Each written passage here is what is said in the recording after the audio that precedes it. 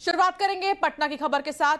पटना की सड़कें आज सियासी जंग में तब्दील हो गई। बीजेपी और कांग्रेस कार्यकर्ताओं में तीखी झड़प हुई। मुद्दा है पीएम मोदी की स्वर्गीय माताजी के खिलाफ अपमानजनक टिप्पणी का। मामले में बीजेपी ने पटना में हल्ला बोल शुरू कर दिया है। बीजेपी के कार्यकर्ता पटना में कांग्रेस दफ्तर के सामने प्रदर्शन कर रही हैं। प्रदर्शन के दौरान कांग्रेस और बीजेपी के कार्यकर्ता आपस में भिड़ गए। दोनों के बीच जमकर लाठी भी चली और एक दूसरे पर पत्थर भी फेंके गए। इसके बाद पुलिस एक्शन में आई। पुलिस ने बीच बचाव की बहुत कोशिश की।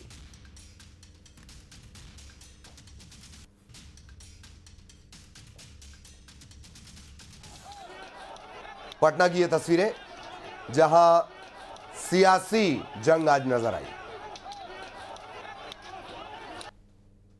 वोटर अधिकार यात्रा के दौरान दरभंगा में प्रधानमंत्री नरेंद्र मोदी के खिलाफ अभद्र टिप्पणी के विरोध में आज बीजेपी के कार्यकर्ता सड़कों पर उतरे हैं। तस्वीरों में भी आप साफ तौर पर देख सकते हैं, भारी संख्या में महिला और पुरुष जो हैं वो यहाँ पर कुर्जी में पहुंचे हैं और यहाँ से इकट्ठा होकर कांग्रेस सदाकत आश्रम तक जाएंगे, जो कांग्रेस का मुख्यालय है, प्रदेश मुख्यालय है। और ऐसे में साफ तौर पर समझा जा सकता है कि किस तरह की तस्वीर सामने देखने को मिल सकता है। हमारे साथ मौजूद हैं बिहार सरकार में मंत्री नितिन नवीन जी। आखिर ये विरोध क्यों? जिस प्रकार से शब्दों की मर्यादाओं को तोड़ रहे हैं और जिस प्रकार से गलत बयानबाजी, अभद्र भाषा का व्यवहार कर रहे हैं, बिहार की जनता, बिहारी आपको मिट्टी में मिला देगा। जिस बिहारी को आपने अपमानित किया और जिस माँ को अपमान किया, उसके सारे उसके बेटे उससे अपमानित हुए हैं और एक एक माँ आज आक्रोश में है कि हम माँ अपने अपमान का बदला इस कांग्रेस और राजद के लोगों से। और पीएम मोदी को गाली दिए जाने के मुद्दे पर आज अमित शाह ने कांग्रेस पर कड़ा प्रहार किया। अमित शाह ने कहा कि अगर राहुल गांधी में थोड़ी भी शर्म बची है तो वो इस मुद्दे पर माफी मांगे। एक घुसपैठिया बचाओ यात्रा जो उन्होंने बिहार में निकाली है, उसमें राहुल गांधी के स्वागत के मंच पर से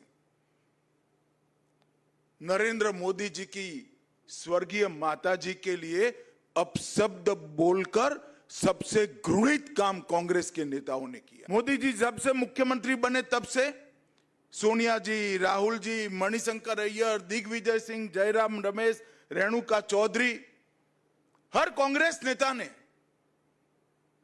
मोदी जी के लिए अपशब्द कहे। कोई मौत का सौदागर कहता है, कोई जहरीला सांप कहता है, कोई नीच आदमी कहता है, कोई रावण बताता है, कोई भस्मासुर बताता है। कांग्रेस के कुत्सित प्रयासों की घोर निंदा करता हूं और मैं आग्रह भी करना चाहूंगा राहुल गांधी जी के कि जरा भी शर्म बची है तो मोदी जी की, उनकी स्वर्गीय माता जी की और देश की जनता की जरूर माफी मांगे। और प्रधानमंत्री मोदी के लिए अब शब्दों का जो इस्तेमाल हुआ उसे लेकर एक तरफ सियासत हो रही है, दूसरी तरफ कानून अपना काम कर रहा है। इस मामले में मुख्य आरोपी यानी कि जिस पर गाली देने का आरोप है, उसे पुलिस ने गिरफ्तार कर लिया है। इसी पर एक रिपोर्ट दिखाते हैं। इसके लिए कांग्रेस के नेताओं को, आरजेडी के नेताओं को देशवासियों से माफी मांगनी चाहिए। अगर मैं होता तो जुबान खींच लेता उस मंच पे जाकर।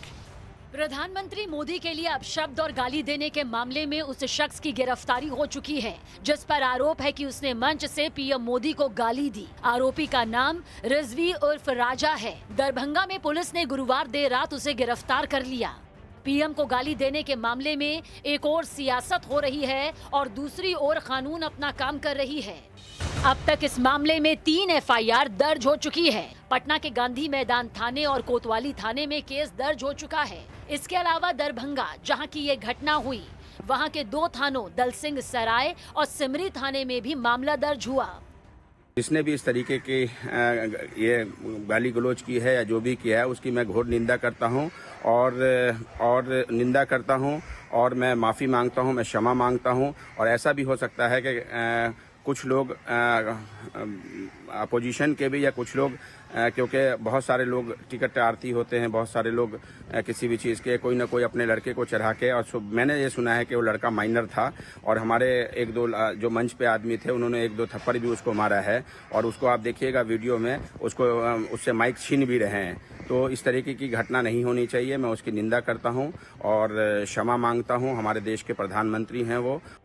कांग्रेस के जिस मंच से पीएम मोदी को गाली दी गई, उस मंच के आयोजक और कांग्रेस नेता मोहम्मद नौशाद पहले ही घटना पर माफी मांग चुके हैं, लेकिन कानूनी कार्रवाई की तलवार कांग्रेस नेता नौशाद पर भी लटक रही है। पीएम को गाली देने का मामला बिहार की सियासत में बड़ा मुद्दा बन चुका है। कांग्रेस इस पर खुलकर बोलने से बच रही है, जबकि बीजेपी और सहयोगी एनडीए के घटक इस मुद्दे पर सियासी चढ़ाई का मूड बना चुके हैं। तो पीएम मोदी आज से 2 दिन के